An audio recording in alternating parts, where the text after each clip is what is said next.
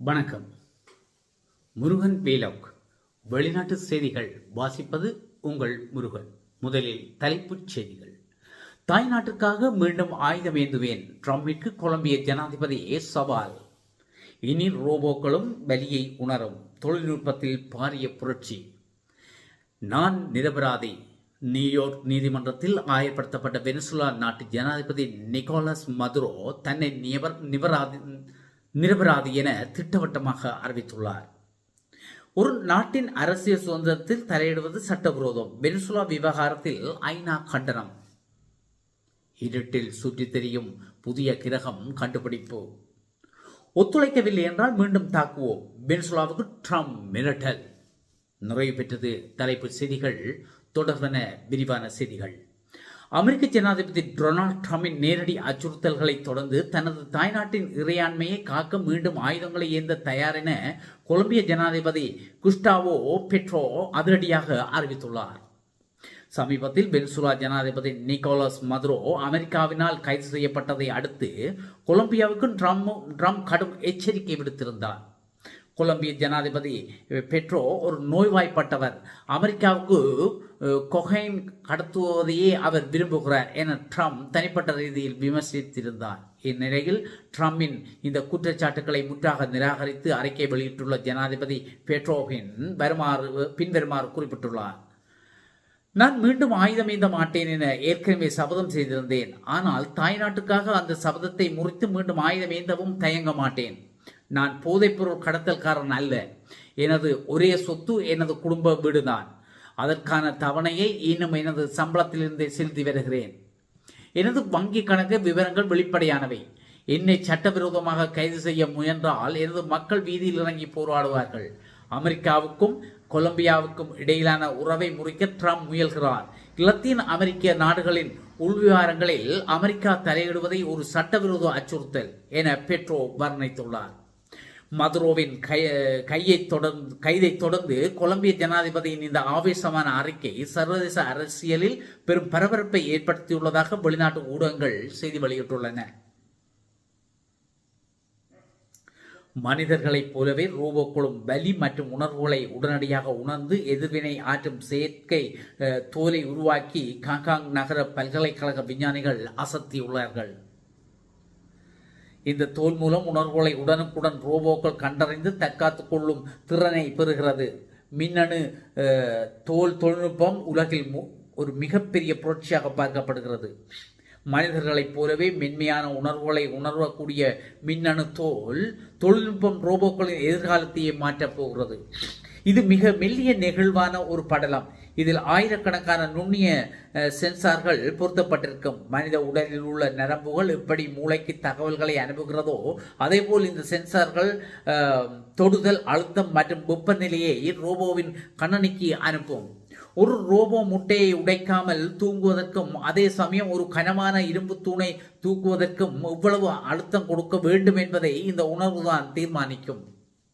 Singapore தேசிய பல்கலைக்கழகம், அமெரிக்காவின் ஸ்டான்ஃபோர்ட் பல்கலைக்கழகம் மற்றும் ஸ்காட்லாந்தின் கிளாஸ்கோ பல்கலைக்கழக ஆராய்ச்சியாளர்கள் இதில் குறிப்பிடத்தக்க முன்னேற்றங்களை அடைந்துள்ளனர். சில ஆய்வுகளில் மனித நரம்புகளை விட வேகமாக செயல்படும் செயற்கை நரம்பு மண்டலங்கள் உருவாக்கப்பட்டுள்ளன. இந்த தொழில்நுட்பம் முழுமையடையும் போது ரோபோக்கள் வெறும் யந்திரங்களாக இல்லாமல் மனிதர்களுக்கு இன்னும் நெருக்கமான பாதுகாப்பான உதவியாளர்களாக மாறும். வெனிசுலா மீது திடீர் தாக்குதல் நடத்திய அமெரிக்கா அந்நாட்டு ஜனாதிபதி நிக்கோலஸ் மதுரோ மற்றும் அவரது மனைவியை சிறைப்பிடித்து அமெரிக்காவுக்கு அழைத்து வந்தது. வெனிசுலா எண்ணெய் இருப்பை இனி அமெரிக்க நிறுவனங்களை நிர்வகிக்கும் என்றும் அமெரிக்காவுக்கு சாதகமான அரசு அமையும் வரை அங்கு அமெரிக்க இராணுவம் தங்கி இருக்கும் என்றும் ட்ரம்ப் அறிவித்தார். இதற்கிடையே வெனிசுலா உச்ச நீதிமன்ற உத்தரவின்படி துணை ஜனாதிபதி டெல்சி ரோட்ரிக்ஸ் அந்நாட்டின் இடைக்கால ஜனாதிபதியாக பொறுப்பேற்றுள்ளார். அமெரிக்கா அழைத்து வரப்பட்ட மதுரோ மற்றும் அவரது மனைவி மீது போதைப்பொருள், பயங்கரவாதம், கொக்கைன் இறக்குமதி செய்வதற்கான சதி, இயந்திர துப்பாக்கிகள் மற்றும் அழிவு ஏற்படுத்தப்படும் சாதனங்களை வைத்திருத்தல் ஆகிய 4 குற்றச்சாட்டுகள் சுமத்தப்பட்டுள்ளன. நியூயார்க் நீதிமன்றத்தில் நிக்கோலஸ் மதுரோ மீதான விசாரணை நடைபெற்றது. நீதிபதி ஆல்வின் கெல்லர்ஸ்டைன் தலைமையில் விசாரணை நடைபெற்றது. கடும் பாதுகாப்புக்கு மத்தியில் மதுரோவும் அவரது மனைவியும் நீதிமன்றம் அழைத்து வரப்பட்டனர். நீதிமன்றத்தில் பேசிய மதுரோ தான் நிரபராதி என்றும் குற்றமற்றவன் என்றும் கூறி தன் மீதான குற்றச்சாட்டுகளை மறுத்தார். தொடர்ந்து, நான் ஒரு இறையாண்மை கொண்ட நாட்டின் ஜனாதிபதி. சர்வதேச சட்டங்களை மீறி கார்கஷில் உள்ள எனது இல்லத்திலேயே வைத்து சட்டவிரோதமாக கடத்தப்பட்டேன். என்னை ஒரு பயங்கரவாதியைப் போலவும் போதைப்பொருள் கடத்தல்காரனைப் போலவும் சித்தரிக்க அமெரிக்கா முயற்சிக்கிறது. ஆனால் நான் ஒரு கண்ணியமான மனிதன். அமெரிக்கா தனது அரசியல் லாபத்திற்காகவும் வெனிசுலாவின் இயற்கை வளங்களை கைப்பற்றவும் என் மீது இத்தகைய பொய்யான குற்றச்சாட்டுக்களை சுமத்தியுள்ளது என்று தெரிவித்தார். மேலும் தானே இன்னும் வெனிசுலாவின் ஜனாதிபதியாக இருக்கிறேன் என மதுரோ நீதிமன்றத்தில் பலமுறை வலியுறுத்தினார். மேலும் மதுரோவின் மனைவி அட்ரியானாவை தன் மீதான குற்றச்சாட்டுகளை மறுத்தார்.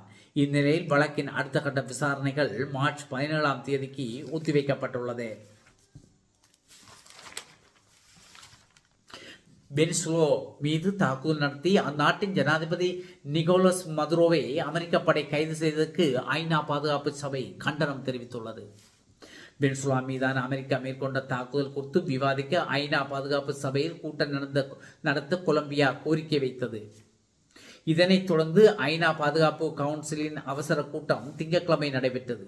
இந்த கூட்டத்தில் சீனா, கொலம்பியா, ரஷ்யா உள்ளிட்ட நாடுகள் அமெரிக்காவின் நடவடிக்கைகளுக்கு கண்டனம் தெரிவித்ததுடன் மதுரோவை உடனடியாக விடுவிக்க வேண்டும் என தெரிவித்தனர்.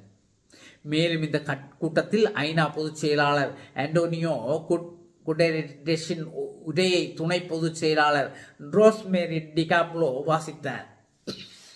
அவர் உரையில் தெரிவித்ததாவது: நாடுகளின் இறையாண்மை, அரசியல் சுதந்திரம் மற்றும் பிராந்திய ஒருமைப்பாடு ஆகிய கொள்கைகளை மதிக்க வேண்டும்.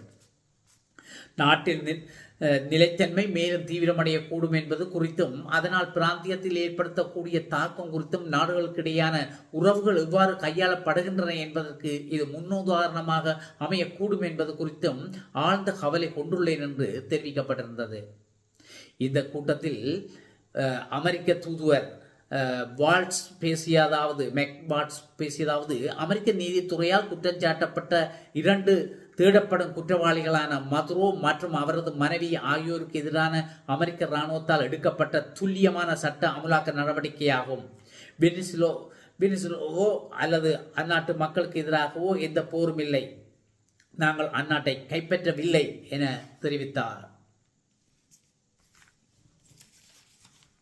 சூரியனும் இல்லாமல் எந்த ஒரு குடும்பமும் இல்லாமல் இருட்டில் சுற்றித் திரியும் ஒரு கோளை ஸ்பீக்கிங் யூனிவர்சிட்டியை சேர்ந்த சுபோடாங் தலைமையிலான குழுவினர் கண்டுபிடித்துள்ளனர்.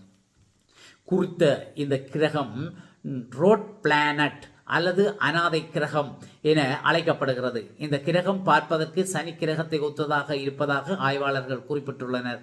இது எப்படி இத்தனை காலமும் மறைந்து இருந்துள்ளது தெரியுமா? சாதாரண கிரகங்களின் மேல் நட்சத்திரங்களின் ஒளிபட்டால் அது நமக்கு தெரியும். ஆனால் இந்த கிரகத்தில் நட்சத்திரங்கள் இல்லை.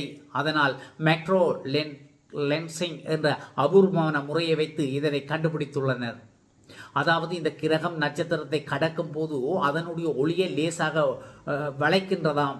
அந்த மாற்றத்தை வைத்து விஞ்ஞானிகள் அங்கு ஏதோ உள்ளது என அதனை கண்டுபிடித்துள்ளனர். பூமியில் உள்ள டெலஸ்கோப் மூலமாகவும் விண்வெளியில் உள்ள கயாஸ்பீஸ் டெலெஸ்கோப் மூலமாகவும் இதனை துல்லியமாக அளந்துள்ளனர். இந்த கிரகத்தின் எடை வியாழனை விட 22% உள்ளது என விஞ்ஞானிகள் குறிப்பிட்டுள்ளனர்.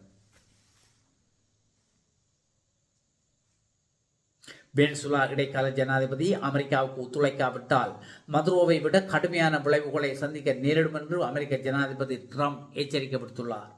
வாஷிங்டனில் நேற்று முன்தினம் செய்தியாளர்களிடம் பேசிய ட்ரம்ப், வெனிசுலா எண்ணெய் தொழிலை தொடங்குவதற்கும் போதைப்பொருள் கடத்தலை தடுப்பதற்கும் அமெரிக்கா மேற்கொள்ளும் முயற்சிகளை அந்நாட்டு அரசு முட்டுக்கட்டை போட்டால் மீண்டும் ஒருமுறை இராணுவ தாக்குதலுக்கு உத்தரவிட தயங்க மாட்டேன். சிறைபிடிக்கப்பட்ட நிகோலஸ் மதுரோ மீதான குற்றச்சாட்டுகள் நிரூபிக்கப்பட்டுள்ளதால் அவருக்கு நிச்சயம் தண்டனை கிடைக்கும் என்று தெரிவித்துள்ளார்.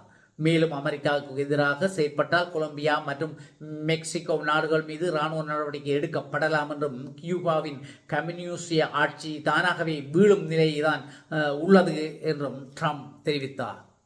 இதற்கிடையில் இந்த எச்சரிக்கைகளுக்கு பதிலளித்துள்ள இடைக்கால ஜனாதிபதி டெல்சி ரோட்ரிக்ஸ் வெனிசுலா தனது இயற்கை வளங்களை பாதுகாக்கும் என்றும் கூறியுள்ளார். இருப்பினும் அமெரிக்காவுடன் இணைந்து வளர்ச்சி திட்டங்களில் பணியாற்ற தயாராக இருப்பதாகவும் இரு நாடுகளுக்கும் இடையே கண்ணியமான உறவை ஏற்படுத்த முன்னுரிமை அளிக்கப்படும் என்றும் அவர் குறிப்பிட்டுள்ளார். இத்துடன் இந்த வெளிநாட்டு செய்திகள் நிறைவு பெறுகின்றன. மீண்டும் ஒரு செய்திகளில் உங்களை சந்திக்கும் வரை உங்கள் அனைவரிடமிருந்தும் விடைபெற்றுக் கொள்வது அன்புடன் உங்கள் முருகன்.